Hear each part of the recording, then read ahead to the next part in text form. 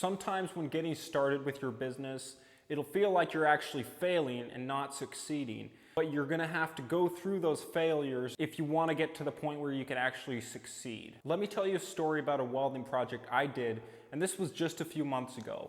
So I have a friend, he gave me a referral to do this job, and a pretty good sized job. It was about a $20,000 job. This lady had some horse stalls and a studio she was working on, and she needed a bunch of metal doors built. So I thought, great, I'll be able to make a bunch of money on this job. It'll be super simple. I'll be rich when I'm done with it. But that was not the case at all, because I had absolutely no experience doing this kind of work. But I jumped on board and started doing it anyway. Originally, I had told this lady I thought I'd have this project done in 4 to 6 weeks. But by the time it was all done, it had been 3 months. Because this job was just so much more difficult than I had anticipated. And I was so arrogant to pretend that I knew what I was doing when really I had no clue what I was getting into. Anyway, I stuck with it and built the doors, but there was another part to it. I had also promised her an accordion style folding window for her studio, and that was included in the quote. But I could not for the life of me figure out how to build this thing, even though I had told her I could do it. And again, that was my pride saying, I can do this thing. And in reality, I hadn't come up with a way in my mind to actually do it.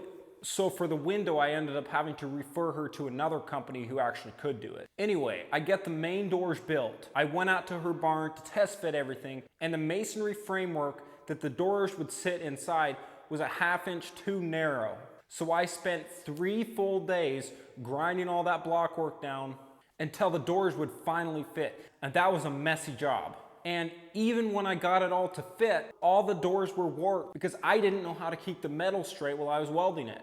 So I had all the doors powder coated, got them all installed, which took several extra days than I had planned for. And up to this point, the customer had been very patient with me. But when it was all installed, she just laid down all her complaints, told me everything she hated about these doors, and told me all the places where I had messed up on it. And at that point, I was just about crushed. I felt that my business was a failure. I felt so bad for all this work I had done, and she wasn't even happy with the final product. And this was the point where I really had to be humbled, because I got too cocky, thinking I knew what I was doing, and I had no clue. The Bible says that God resists the proud, but gives grace to the humble. So be humble. That was a lesson I had to learn the hard way. To just be honest about your level of skill and don't pretend to be better than you actually are. You will be that good eventually, but it starts with humility and realizing that you don't have everything figured out. And as a result of the failure on this job, I had to significantly drop that price for the customer.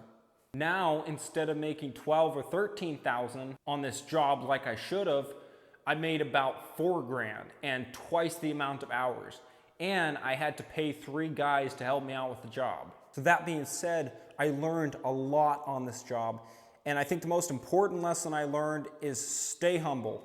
Don't pretend that you're something you're not. And never stop learning.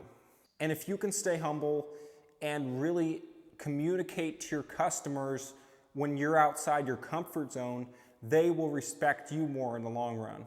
All right, that is it for this video, guys. If you're interested in seeing more welding content, consider subscribing to the channel and smash that thumbs up button. I'll see you on the next one.